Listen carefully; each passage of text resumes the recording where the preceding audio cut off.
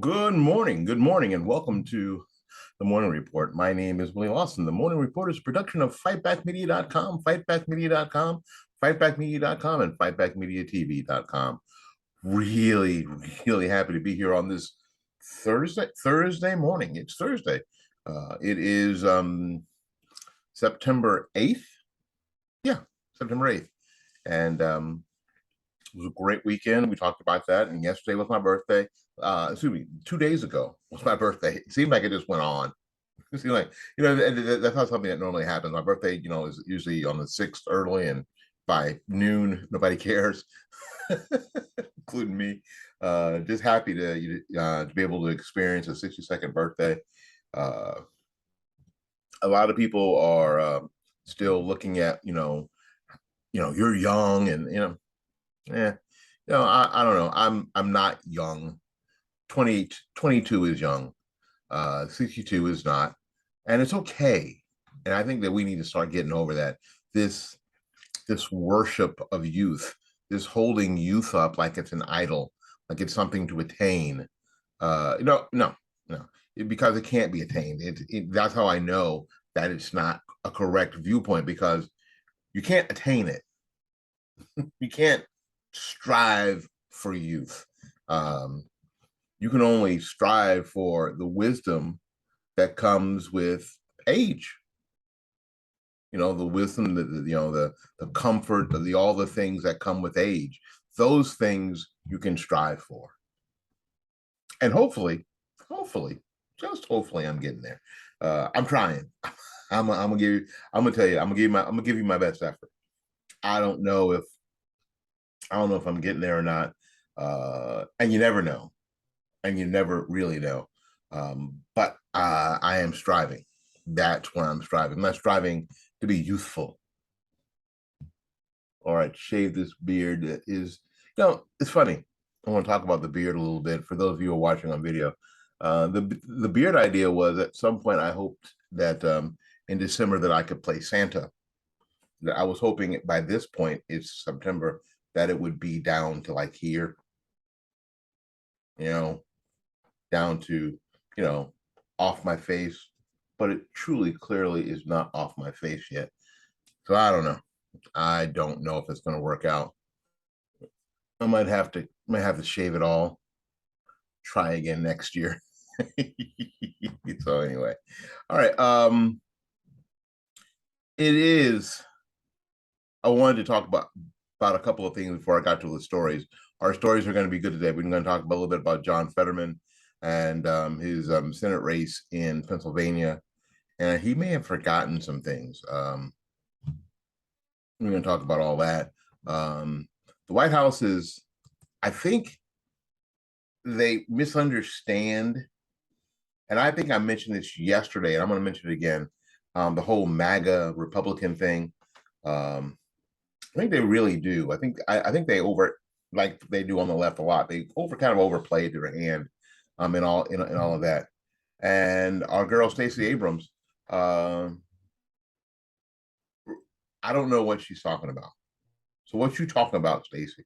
I'm gonna have to delve into a quote that she had on Twitter that you have to wonder about a little bit. And I don't know if those that support her are going to, maybe they already know.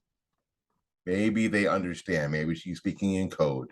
Maybe it's a dog whistle. I don't know, but we're going to talk about that here in a little bit. So before we go to break, I wanted to talk about, and they tell you on radio, never say you're going to break, because then people will leave. And people will hit that dial. Before we go to they're off to something else. But I wanted to get this in before we started the stories. I was on Rumble this morning checking out. We put up all these videos that we're doing at the same time. If you're listening to the podcast, thank you very much. We had some new people listen to the podcast this weekend. Thank you ever so much. Appreciate you greatly. Seriously. Somebody that I've been trying to get to listen to one of my podcasts that I work with actually told me, "Oh, I listened to one of your podcasts." Great, thank you. She can't remember which one. She actually commented, but can't remember which one. Okay, thank you again. What I saw this morning is that we have over 200 plus videos up on Rumble. Rumble presented itself as an alternative to YouTube to reach people. Remember? Screw YouTube, man. Get on Rumble. All right, so we got on Rumble. I'm going to tell you, it's been about the same. Now, some people will say, well, it's because your content sucks. Maybe. Yeah, could very well be that my content sucks, that what we're doing here doesn't matter, and is a niche thing, maybe. But I sort of suspected or expected, really, because Rumble is considerably smaller than YouTube. And there was so much buzz about it early that we would do better on Rumble. But we have not gotten you to switch over to Rumble and support our content there, which is not surprising. I guess when I think about it, when Facebook went from your personal page to a fan page, that was a while ago. I don't remember that. About fan pages, it was tough to get people off your personal page and say, hey, listen, sign up for our fan page too. That was tough to do, because you wanted to, have a personal life, and you didn't want to have your, what we do here on the same page as, our Christmas vacation photos. That didn't work because people still haven't done that. They still can't be convinced to do that, and I'm not sure why. So I'm going to ask you, and this may be a blank ask, which means I'm going to ask you, and then no one's going to say anything. No one's going to say a damn word. I'm going to ask you, why is that a problem?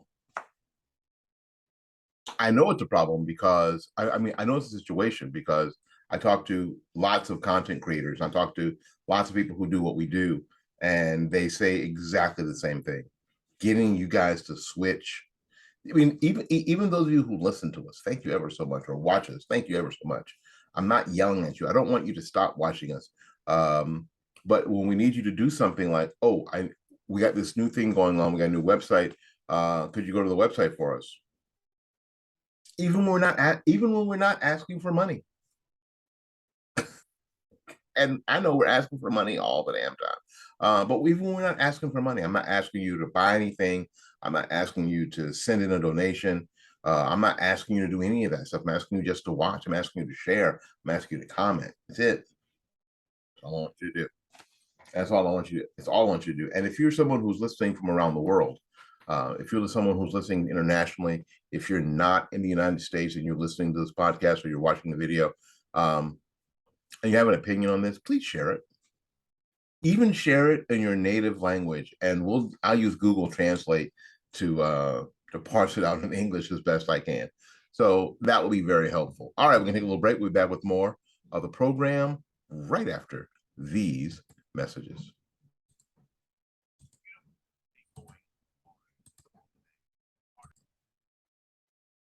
Alrighty, well, welcome back. We appreciate you being here. Thank you again. My name is Willie Lawson. This is the Morning Report. The Morning Report is a production of fightbackmedia.com, fightbackmedia.com, fightbackmedia.com, and fightbackmediatv.com.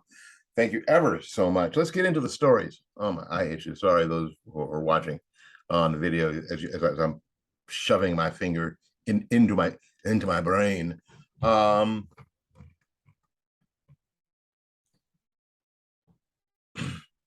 want to talk a little bit about this because this sort of was on my mind last night as I'm driving home from work. And then this morning when I'm looking for stories to talk about, and I see a picture of John Fetterman and a picture of Stacey Abrams. What we do in politics is, if we're going to use a picture of someone, it is normally the most unflattering picture that we can find. because we try to use that to make a point. We don't want to show these people, we don't want to show anybody in a good light. So we can find some unflattering picture of someone, we do it. People on the right do it, people on the left do it. It's a practice. I think it's a horrific practice. But it's a practice. And then what happens is in the comments, we get a lot of you, maybe not our listeners, maybe not our crowd, talking about the way that someone looks. You know, how can this person talk about this when they're a big fat tub of poo? You know, look at him. He looks like Uncle Fester on steroids. Stop it. Stop it. It's foolish, it's childish, and it's counterproductive. You know, it's funny. I was doing a TikTok live yesterday, and my TikTok live yesterday was about was my second TikTok live about creating a winning atmosphere. I wasn't talking about politics. So I didn't mention anything political. I didn't mention anything political or anyone political. But boy, oh boy, the trolls were out. And what they were doing, and as I mentioned about my health situation and how I was happy with my, you know what, that I had gotten to another birthday. Man, you know, it's one of those things where you don't seem to have learned a lesson from my heart thing. You know, maybe you should mix in some cardio. Now I'm driving down the road, and so you see my face. I guess you could see my man boobs. I guess, I don't know. I've seen people who are smaller than me who unfortunately at my age still have man boobs. I don't know why the attack, but it's not that I care, but it's something that the rest of people hop on that is childish and counterproductive. So let's not do that. All right, let's talk about John Fetterman. Now, as we all know, John Fetterman is the Democrat candidate for Senate in Pennsylvania. Mr. Fetterman had a stroke a little bit ago. Terrible. You know, I wouldn't wish that on anybody, and has managed to come back from it for the most part. It's got to be, you know, my way of thinking is that if you have something that traumatic happen to you in your life, the last thing that you need to worry about is the stress and strain of a campaign and dealing with all this stuff. Mr. Fetterman is successful in his own right and should just chill. My advice to Mr. Fetterman would be just chill, enjoy your life, dude. Go camping, do the things that you enjoy doing. You've been given a second chance to get some stuff right, and getting into this swamp of politics, I don't know if that's the correct way to spend it, but that's just my opinion on people who've had health situations, dire health situations, that throw themselves into politics. No, don't do it. Don't do it.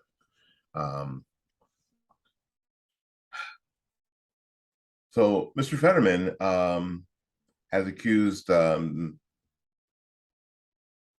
RNC and his opponent in the Senate race, which is Dr. Oz, about lying about Fetterman's views on criminal justice. So Fetterman says in a new ad that Oz's claims about him supporting a release of 1/3 of Pennsylvania's prison population have been, quote, proven false. No. Here are the receipts. In 2020, Fetterman said 1/3 of prisoners in Pennsylvania state prisons could be released, and we wouldn't be any less safe. Fetterman also said we could release 1/3 of our inmates and not make anyone else, not make anyone less safe. Fetterman tweeted, "We absolutely must reduce our prison population by 1/3." Again, in 2020, maybe everybody's freaking out in 2020. Maybe 2020 is one of those places that people were freaking out. I'm guessing. Now, we've got some more to read. I mean, because there's like 10 examples that Fetterman is trying to get people out of prison so they could vote, I guess. I don't know. Maybe. I don't know. I really don't know. But it is interesting. Again, in 2020, Fetterman tweeted, we could reduce our state prison population by 1/3. We could relax 1/3 of our inmates and make us no less safe, he says. Fetterman said, I agree, we could reduce our prison population by 1/3 and not make anyone less safe from Pennsylvania. It's that same thing that they say. They get this thing that they say, and they say it over and over and over and over and over again because they want people to hear that. Fetterman said we could release 1/3 of our prison population and not make any of us less safe. I agree, we could reduce. I mean, this is again and again. And I'm going to take this article with the links, and you can have access to it on the fightbackmedia.com page if you'd like. And on YouTube, I'm also going to put the link to the article in the comments so you can look at it yourself. Man, oh man. Did he just forget? Did he just forget? I mean, you have a stroke. Things go on. It's a real thing. I mean, it's a real thing. Having a stroke is no joke. It's a real thing. You know, it is a real thing. Your brain is different. And getting back to normal is hard. And for some people, getting back to normal is impossible. They just have to make what's going on now the very best they can make it. I'm not saying, I'm not a doctor. I don't even play one here on YouTube, but come on, man. Come on, man. Really? Oh my goodness gracious.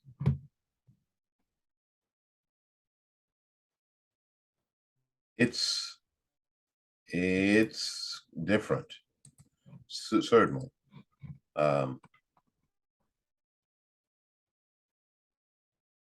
Jen Kiggins, what was this? Yes, it's officially past Labor Day. Congratulations! And election season is really heating up. It appears that so are the desperate candidate blunders coming from Representative Elaine Laura, a Democrat who represents Virginia's 2nd congressional district. Of all of the vulnerable Virginia Democrats, Luria is probably most likely to lose her seat. Late last month, Luria released an ad attacking her Republican opponent, Senator Jen Kiggins, for her position on abortion. It's not only misled voters with false claims about Kiggins' position, but also featured Cheryl Mercer, who's identified in the ad as a former vice president of Virginia Beach Republican Women's Association.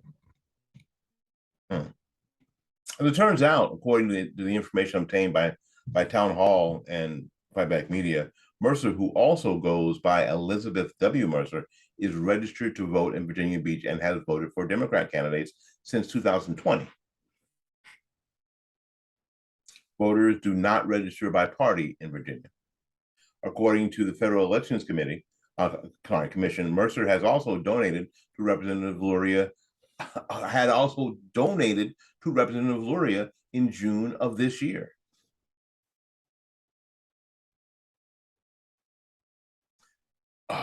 She also donated to Abigail Spanberger, another vulnerable Democrat who represents Virginia's 7th congressional district and President Joe Biden's campaign in 2020. The FEC has a long list of Mercer donating to Democratic campaigns going back several years, aside from a donation to John McCain's campaign in 2008. Now, she said this woman, who I just talked about, is the former vice president of the Virginia Beach Republicans Women's Association. Oops. Now, do I blame the candidate? Yeah, kind of, because the candidate is ultimately in charge of the campaign. But I think it's kind of, it may be too late for this, but it might be time to fire all these people. It may be time to fire all these people. All of them. All of them. This Mercer woman has made social media posts on Facebook in favor of the Fouch. I'm going to call him the Fouch from now on. Good friend of mine at work called him the Fouch yesterday, like the font, and I thought, using that, the Fouch. The Fouch, including a post which he referred to Trump as a, quote, fake president, the late Justice Ruth Bader Ginsburg, Representative Luria, and a photo that appears to be in favor of impeaching former President Donald Trump, whose second impeachment trial took place after he had already left office. Her profile picture and cover photos have also been in favor of the Biden-Harris ticket and a political cartoon against Republicans. Now, this is the woman that she says is the former president of the Virginia Beach Women's Republican Association. And when it comes to Luria's most recent ad on abortion, the nurse and doctor featured in it aren't even eligible to vote. It's just theater. It's just theater. These folks are desperate. There's no doubt that these people are desperate. No doubt. No doubt. And in my mind at all, these people are desperate. So no matter what you hear, no matter what backpedaling you hear from people like Mitch McConnell, Lindsey Graham, backpedaling, screw that. Forward is the only direction. Ahead, let's get on it right away. Let's get on it right away. And that's really the thing we have to do. Move forward. Take up ground. Stay focused. We'll be back right after these messages. All right, welcome back to the program. My name is Willie Lawson. This is the Morning Report. The Morning Report is a production of fightbackmedia.com, fightbackmedia.com, fightbackmedia.com, and fightbackmediatv.com. Again, thrilled that you are here today. Let's get it going. The White House and the left in general cannot get this whole MAGA thing under control. And the reason that they can't get it under control is because they have a major misunderstanding. Because people on the left tend to project. They tend to believe that you are going to behave and think like they do. And when you don't, they're like the dog who's, or the puppy that's confused when they hear a weird sound. They go, tilt their head sideways, like, and they don't, and then they shake it off and ignore it like what they're hearing, what they're seeing isn't real, and they try to force you into that box that makes them comfortable. That box that makes them comfortable, the same sort of box that there were, people who were going to class virtually last year and in 2020 were asked to wear masks to make others comfortable. People who are being asked to call someone he or she when they're obviously not, because it makes them comfortable. Yes, yes, yes. So if they see this black face, they just assume that I'm a liberal Democrat, and to talk about politics from a less progressive viewpoint. It's better that I don't do that because it makes them uncomfortable. Sorry, not sorry. So they don't really understand it. They don't understand that, and I said this yesterday, I'm going to say it again. It isn't that I agree with Trump, is that I think he agrees with me. The things that I have thought about, things that I've said, and then, there are receipts on what I've said. What I've said for a long time, I am of the mind that, wow, this dude agrees with me. It isn't that I agree with him. And I think a lot of Trump supporters are right there. They haven't been able to say it the way I'm saying it, to articulate it the way I'm saying it. But I think that's it more than anything. It isn't that I'm brainwashed, because how can I get brainwashed? By mainstream media? By the constant drumbeat of mainstream media has somehow brainwashed me into believing that Trump's the savior. Trump, no, stupid. Of course not. Of course not. I mean, there's nobody's out there trying to brainwash anybody to be a Trumplican. There's no chance. There's no song.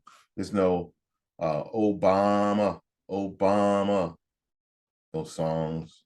There's no chance. I mean, there just isn't. This isn't. What about Let's Go Brandon? Let's Go Brandon was sort of an offshoot of, and if you don't know the history of that, Google it. I'm not going to get into it here. Google it. That's what Google's for.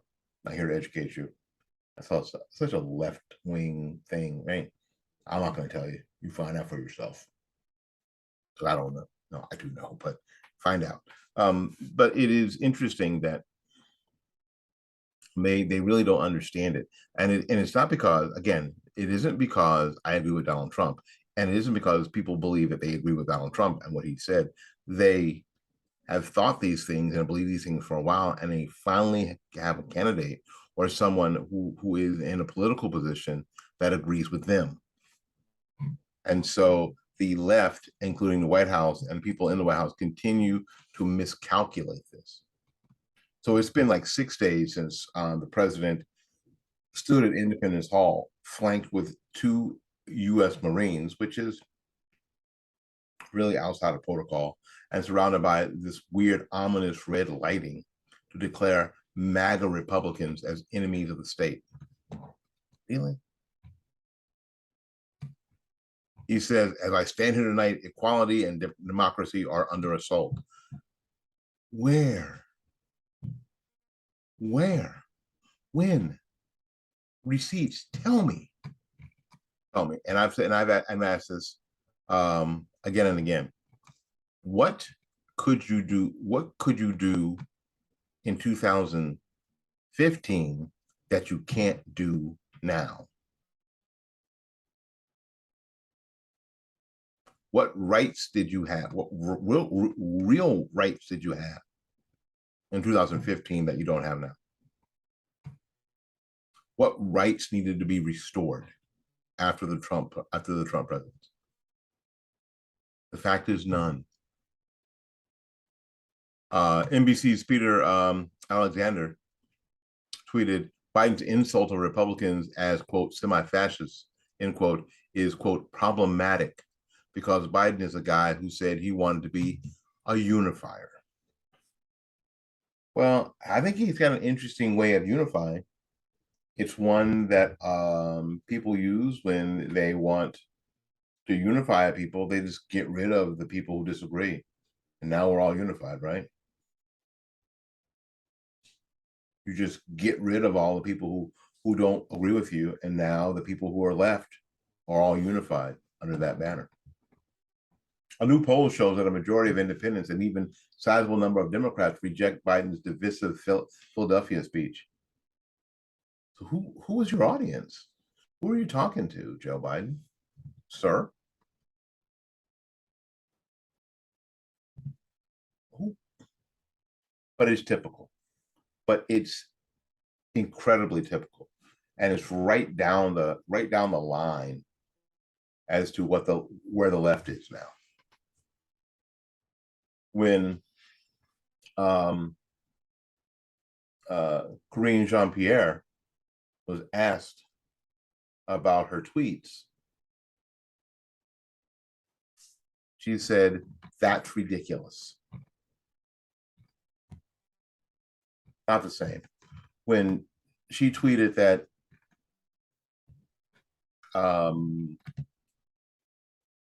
President Trump was an illegitimate president and had stolen the election. That's if you have that kind of talk after the election of Joe Biden, you were thrown off social media. We heard for months, why doesn't he concede the election? You know what we haven't heard? Why hasn't Stacey Abrams conceded the election that she lost 4 years ago? Hillary Clinton decided that she told Joe Biden, do not concede, no matter what. She said this. She said this months before a month or two before the election.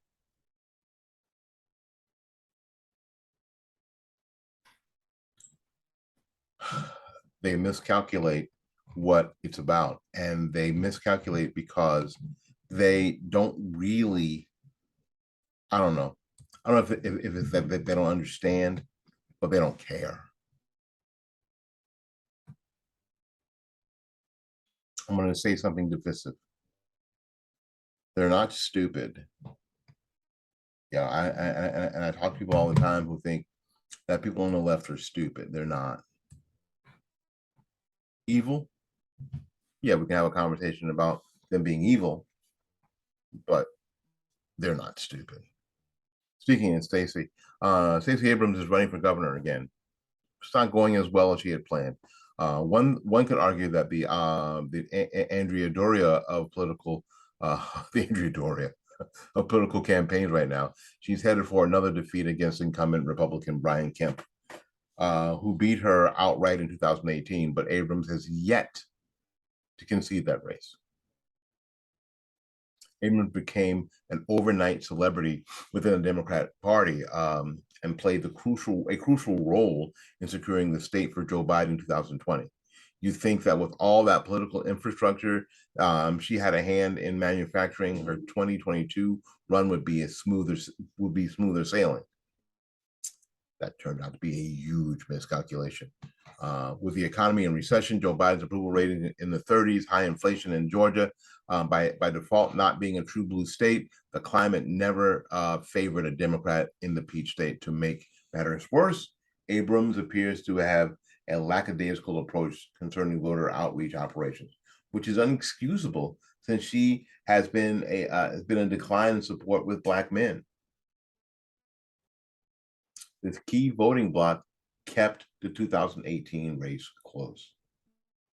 Well, because men on the, just in general, are on the outs with Democrats. Dudes, screw dudes. Trans, we got you. Dudes, real dudes, screw that. Local Democratic Democratic officials, I won't say Democratic because there's nothing democratic about the Democrat Party. Officials have voiced concerns about Abrams' campaigns, which have seemed to have entered the race overconfident of victory. Nothing is guaranteed, and I would say a lot of the hubris that Abrams' team has exhibited comes from the 2020 one-off election result. The North Carolina went blue in 2008 and then voted Republican in 2012, 16, and 20. Indiana voted for Obama in 2008 and then went red in 12, 16, and 20. One result. So it went Obama, Romney, Trump, Trump. North Carolina went Obama, Romney, Trump, Trump.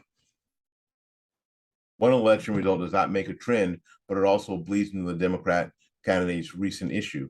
Abrams doesn't care about this year's electorate. Here's what the quote is, and it's kind of weird.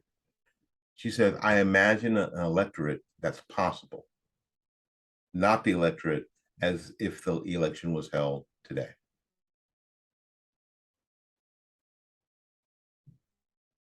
Stacey, what are you? Stace, sweet, what are you talking about? Georgia's Democrats have grown increasingly pessimistic about Stacey Abrams' chances of ousting Governor Brian Kemp from office, pointing to her struggles to rally key parts of our party's coalition, Black men, and her inability to appeal to the smallest slice of moderate Republicans who can decide the state's elections. Public and private polls have consistently shown her trailing Mr. Kemp, a Republican seeking his second term. Now, I'm going to tell you, I'm not a big Brian Kemp fan. Just not. But you got to do better. The gap between the two Democrats, which is in the margin of error in some recent surveys, shows as gap as wide as 10 points in others, highlighting the extent of her struggles. Though she's beloved by Democrat voters, she has lost some ground with Black men who provide a crucial backing in her narrow loss to Mr. Kemp in 2018. While Mr. Warnick draws some support from Republican moderates, Ms. Abrams, who has been vilified by the GOP more by the GOP than any other statewide figure, has shown little sign of peeling off significant numbers of disaffected Republicans. Mrs. Abrams standing, consistently trailing Mr. Kemp in polls to be about 5 percentage points, has alarmed Democrats who have celebrated her as a master strategist behind the Georgia's Democratic shift. Yeah, it seems like the bit of counting chickens while they're still in the eggs has gone on there. But it's what they do well. They go ahead and say whatever they need to say when they need to say it, because what they're trying to do, I get it. They're trying to create an atmosphere. They're trying to create an expectation. They're trying to say, they're trying to create an inevitability. That's what Hillary Clinton was doing. That's what she did with the media. There was this inevitability in 2016 that, of course, Hillary Clinton was going to win. Everybody knows that. Trump winning, that's ridiculous.